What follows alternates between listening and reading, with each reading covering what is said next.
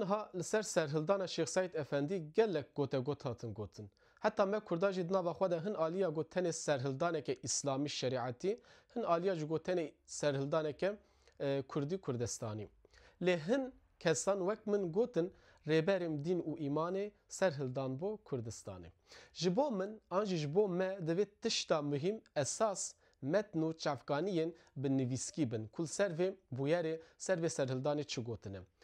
7 sal di ser serhildana Şeyx Saîd Efendî de derbas piye lê hê jî di rojeva me de ye û nayê jî bîrkirin. Îja divê ev tişta çi bû û çi qewmî em berê xwe bidin vê tiştê.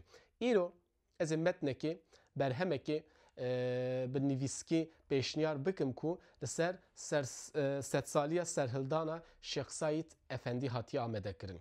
Metneke bi Kurdî ye, bi çavê Kurdî, Kurdewarî û Kurdistanî ye. Kovara Nûbiharê hêjmara 173. Ev metna ev dosya taybet tenê li ser sedsaliya serhildana Şeyx Saîd Efendî. Ji 40 zêdetir nivîskar li vir cî girtine û nivîsê xwe nivîsandine. û ev metna ji aliyê xwe dîrokî wêdetir aliyeke wê ku xala balkêşî edebiyat tê de heye. Di edebiyata Kurdî da, di dengbêjiya Kurdî da bi çi hawî behsa serhildana Şeyx Saîd Efendî hatiye kirin. Gelek helbestên hêja û li gel vê jî dengbêjî di vê metnê de hene. Wekî din me got heta niha gelek gotegot hatine gotin.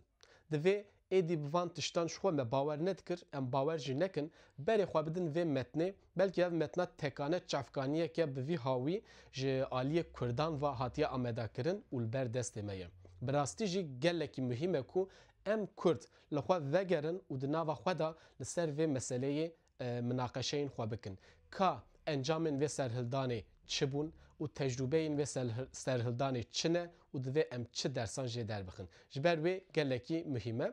Edîtör Mamoste Silêman Çevîk di nivîsa xwe ya ewlîn da wek nivîsa edîtör da şu balê dikişine ser van mijaran û yek jî ji wan nivîsên balkêş ya Doktor Abdullah İncekan ku behsa wan salên ku di rojnameyên Almanî da çi to ango çawa behsa serhildana Şeyx Saîd Efendî hatiye kirin ew ji me re wergeranine. Li gel vê wekî min got helbest ji Kamuran Elî Bederxan Seydayê Tirêş heta Yahya Umerî gelek helbestên li ser vê serhildanê jî hatine weşandin. Wekî me got metneke him dîrokî û him jî li gel vê edebî ye. Ji ber wê ez spasiyê xwe ji bo her kesê ku di vê metnê da bi nivîsên xwe cî girtine ji wan re spasiyên xwe dişînim û spasiya Kovara Nûbiharê jî dikim ku dosyayeke wisa taybet ji bo me amade kirine li gel silan.